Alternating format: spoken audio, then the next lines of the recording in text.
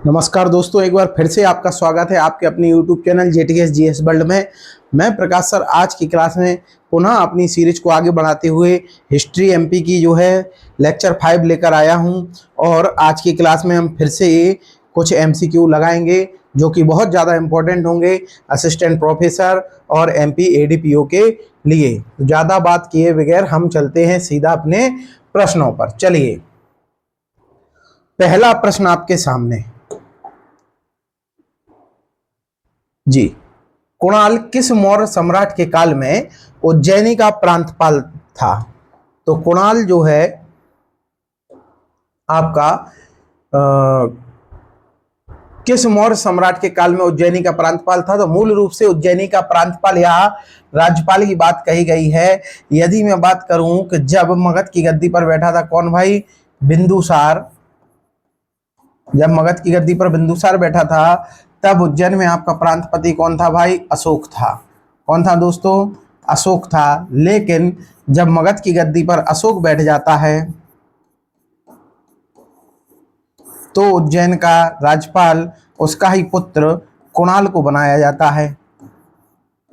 ठीक है दोस्तों, तो हमारा आंसर क्या होगा भाई? अशोक। अशोक के समय में उसका ही पुत्र कुणाल जो है उज्जैनी का प्रांतपति या राज्यपाल हुआ करता था। अगला प्रश्न देख लेते हैं। मध्य प्रदेश के किस शहर को पुष्यमित्र शुंग द्वारा अंतिम मौर्य सम्राट बृहद्रथ की हत्या के बाद राजधानी बनाया गया? तो भाई पुष्यमित्र शुंग की राजधानी क्या बनाई गई थी? ये आपकी राजधानी बनाई गई थी बेसनगर विदिशा। क्या बनाई गई थी दोस्तों?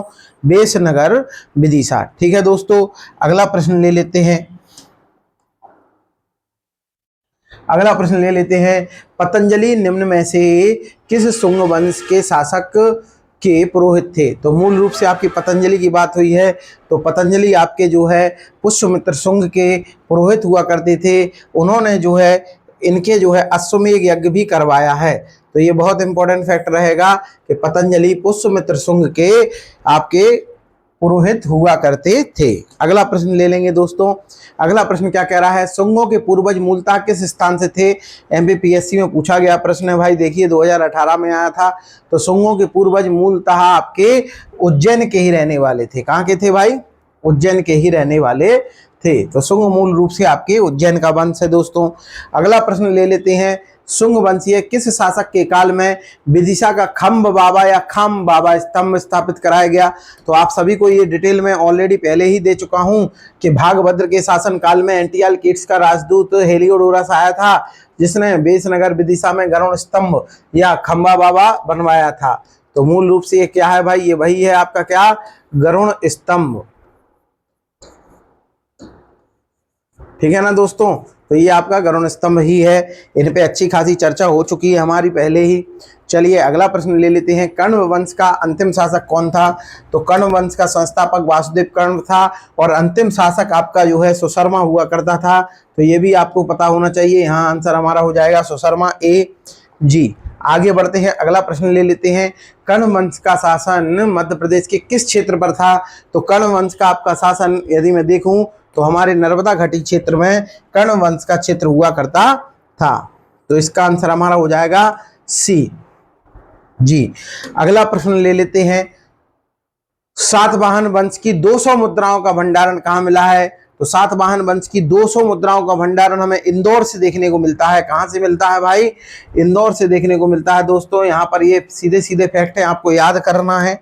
ठीक है ना, डिस्क्रिप्शन में ऑलरेडी पुरानी पीपीटी में दे चुका हूं, तो वो सेम आ रहे हैं प्रश्न, तो वहां कुछ ज्यादा बताने की आवश्यकता नहीं पड़ेगी।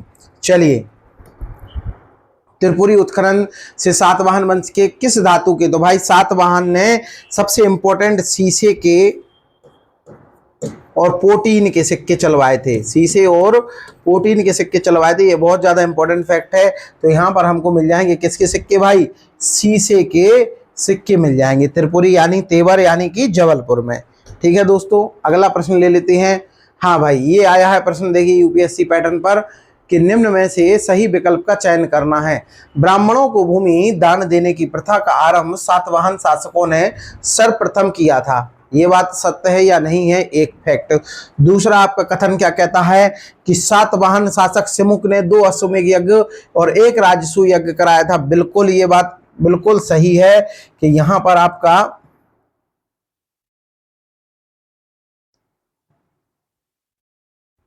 एक मिनट दोस्तों, हाँ,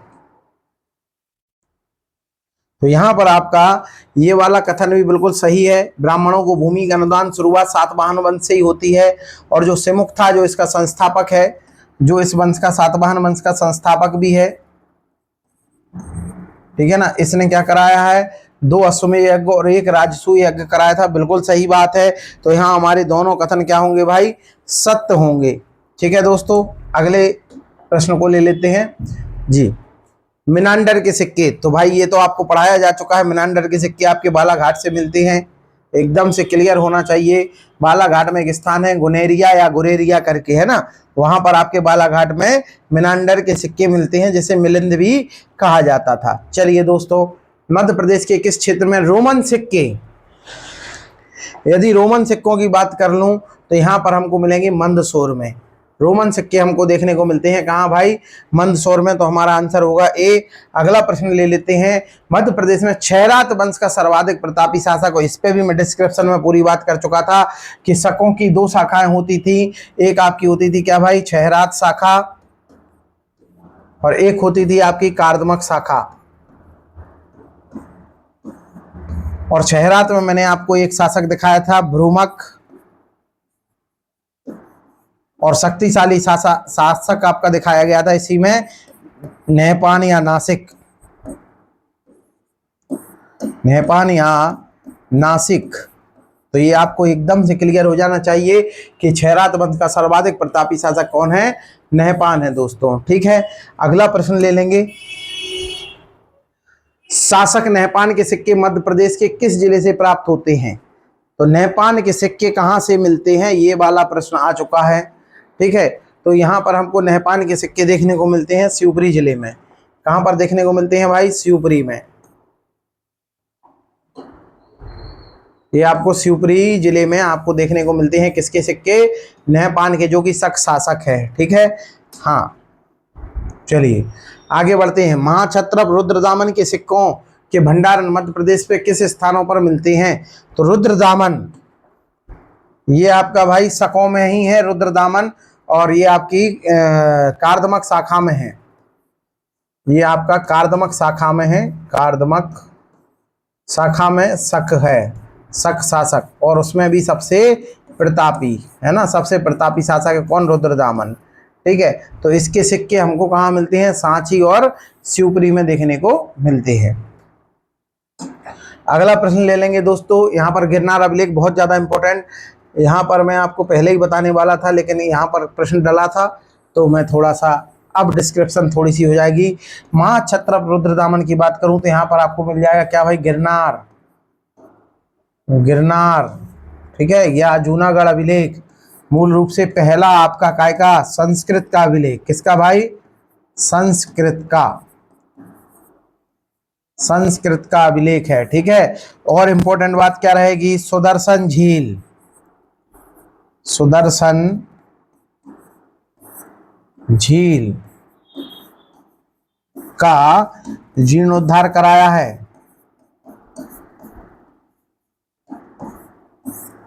ठीक है, तो सुदर्शन झील का जीर्णोद्धार कराया है किसने भाई, रुद्रदामन ने।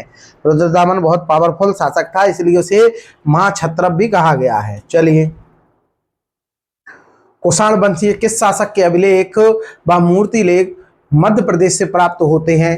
तो आपके कुषाण शासक की बात हो रही है, तो हुविस्क के सिक्के आपको मिलेंगे। किसके मिलेंगे भाई, हुविस्क के, मूल रूप से हुविस्क के आपके अभिलेख और मूर्ति लेख आपको देखने को मिलेंगे। ठीक, चलिए आगे बढ़ते हैं। अगला सा ताम्र सिक्का, मूल रूप से ताम्र सिक्का किसका मिलता है भाई, ठीक है ना। तो यहाँ पर ताम्र सिक्के की यदि मैं बात करूं, तांबे का सिक्का आपको तेवर जबलपुर से मिलते हैं। तो किसके मिलते हैं, वासुदेव प्रथम के मिलते हैं। तांबे के सिक्के वासुदेव प्रथम के हमें देखने को मिलते हैं दोस्तों। चलिए, कुषाण वंश का सबसे प्रतापी शासक कनिष्क हुआ करता था भाई। कौन हुआ करता था, कनिष्क हुआ करता था। ये मूल रूप से आपका जो है मगध में था, सबसे प्रतापी शासक था। कैसे पता भाई, कश्मीर पर कब्जा था। कश्मीर तक आपका क्या है भाई, आपकी जो है कश्मीर तक इसकी सीमा हुआ करती थी।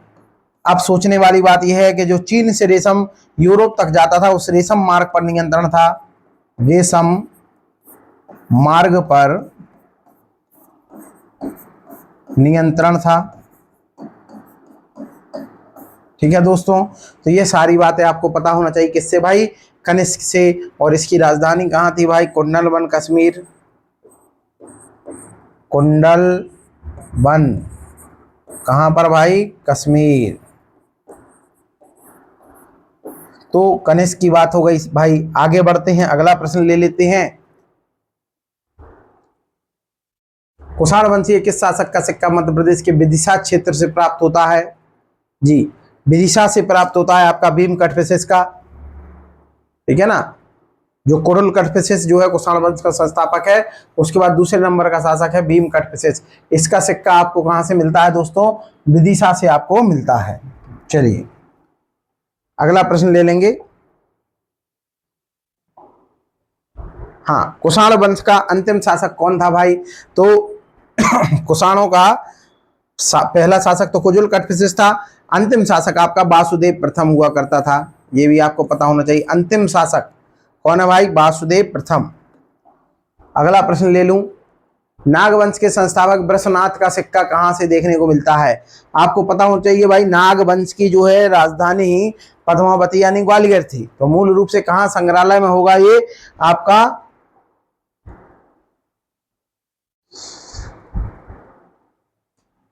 ये आपका होगा ग्वालियर संग्रहालय में। कहाँ होगा दोस्तों, ग्वालियर संग्रहालय में। ठीक है, अगला प्रश्न ले लेते हैं। नागवंश की राजधानी विदिशा से पद्मावती किसने भाई, किसके काल में स्थानांतरित हुई, सीधी बात किसने ट्रांसफर की, वही बात है। तो पहले इसकी राजधानी क्या होती थी, विदिशा होती थी, लेकिन जब शासक बनता है भीमनाग, कौन बनता है, भीमनाग, वह अपनी राजधानी कहाँ ले जाता है, ग्वालियर या पद्मावती लेके चला जाता है। तो पद्मावती या पबाया ये कहाँ पर है आपका, ये आपका मूल रूप से कहाँ है, ग्वालियर में। ठीक है दोस्तों, अगला प्रश्न ले लेंगे। भवभूति के मालती माधव में नागवंश की किस राजधानी का वर्णन हुआ है। तो भवभूति एक राइटर है जिसकी एक रचना है मालती माधव। ये भी फैक्ट इंपॉर्टेंट है, याद रखना है। इसमें पद्मावती यानी पद्म पबाया की बात की गई है, जो नागवंश की राजधानी है ग्वालियर में। चलिए, मालव संवत किस नाम से भी जाना जाता है, ये देखिए एमपीपीएससी 2021 में पूछा गया प्रश्न है। ये आपका जो है कृत संवत, कृत संवत के नाम से भी मालव संवत को जाना जाता है। चलिए दोस्तों आगे बढ़ते हैं। मध्य प्रदेश का सागर शहर गुप्त काल में किस नाम से प्रसिद्ध था। तो आपको पता है भाई, सागर मूल रूप से किस नाम से प्रसिद्ध था, एरण के नाम से प्रसिद्ध था, है ना। एरण या सौभोग नगर हम इसको बोल सकते हैं। तो एरण को ही सौभोग नगर बोलते थे। तो मूल रूप से यहां पर हम आंसर लगा देंगे सौभोग नगर। चलिए, निम्न में से कौन गुप्त वंश का शासक नहीं रहा था। तो भाई यहां पर चंद्रगुप्त प्रथम गुप्त वंश का शासक है, बिल्कुल है। कुमारगुप्त है, बिल्कुल है ना। रामगुप्त है, बिल्कुल है। लेकिन वासुदेव जो है गुप्त वंश का शासक नहीं है। वासुदेव आपका किस वंश का शासक है, कण्व वंश का शासक है, कण्व। ठीक है, चलिए आगे बढ़ते हैं। गुप्त वंश के किस शासक के तांबे के सिक्के पुरा तथा विदिशा क्षेत्र में हमको देखने को मिलते हैं। तो ये आपके सिक्के रामगुप्त के आपको देखने को मिलेंगे। किसके मिलेंगे भाई, रामगुप्त के। जबकि रामगुप्त का इतना बड़ा इतिहास नहीं है दोस्तों, लेकिन क्या होता है कि रामगुप्त के कुछ ऐसी चीजें मिली है जिनसे ये सिद्ध हुआ कि हाँ भाई, गुप्तों की वंशावली में रामगुप्त भी एक शासक हुआ करता था।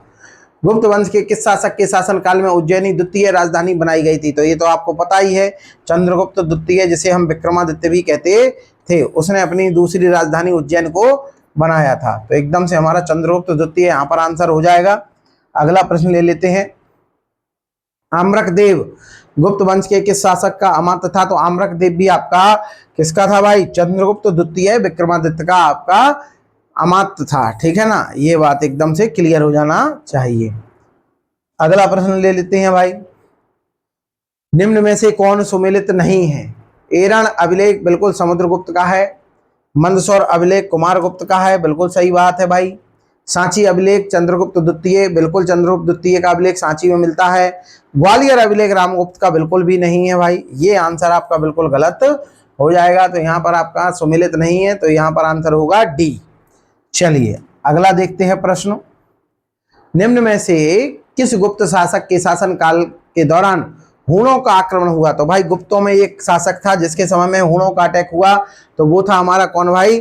स्कंदगुप्त। कौन था भाई? स्कंदगुप्त। और स्कंदगुप्त जब जो है हूणों को आपका पराजित करने के लिए निकलता है, तब एक बाकाटक शासक जो है मालवा पर अटैक करके मालवा पर कब्जा कर लेता है। लेकिन स्कंदगुप्त बड़ा पावरफुल शासक है जो हूणों को भी पराजित करता है और उसके बाद आके बाकाटक शासक को पराजित करके अपने मालवा पे पुनः कब्जा कर लेता है। दोस्तों अगला प्रश्न ले लेते हैं। गुप्त वंशीय, हाँ भाई ये तुर्मन लिख गया है, ये तुमैन अभिलेख है और ये PYQ में पहले भी हो चुका है। ये तुमैन अभिलेख है। तो तुमैन अभिलेख मध्य प्रदेश के किस जिले में मिलता है? तो ये मैंने आपको बताया था, अशोकनगर में मिलता है। ठीक है दोस्तों, चलिए अगला प्रश्न। हाँ, भूमरा का शिव मंदिर गुप्त काल का है भाई। कहां पर मिलेगा आपको? पन्ना में, नागौद जिले में मिलेगा आपको। कहां मिलेगा भाई? नागौद में मिलेगा। बिल्कुल आपको एकदम से रटा होना चाहिए। कहां मिलेगा? नागौद में। और ये प्रश्न आए हुए हैं, ध्यान करना इस बात को। चलिए अगला प्रश्न, और इसी के साथ ये हमारा लास्ट प्रश्न होगा इस स्लाइड का। गुप्त वंश से संबंधित कौन सा मंदिर मध्य प्रदेश से प्राप्त नहीं हुआ? तो दोस्तों खोह का शिव मंदिर अपने मध्य प्रदेश में ही है। तिगवा आपका जबलपुर में है मध्य प्रदेश में। नचना कुटार आपका पन्ना में है। तो ये आपके तीनों तो क्लियर है, लेकिन देवगढ़ का जो दशावतार मंदिर है ये देवगढ़ ललितपुर में है, MP में नहीं है। ये कहां पर है भाई? देवगढ़ में है। देवगढ़ का दशावतार मंदिर ललितपुर में है। और ललितपुर कहां आता है दोस्तों? आपका UP में। तो ये आपका जो है मध्य प्रदेश में नहीं है। तो उम्मीद करता हूं दोस्तों ऐसे प्रश्नों को आप बार बार लगाएंगे, आपकी तैयारी बेहतर हो जाएगी। आप कहीं ना कहीं आपने परीक्षा के बहुत ज़्यादा करीब पहुंच जाएंगे। इस प्रकार से प्रश्नों से आप अपनी बार बार प्रैक्टिस करेंगे।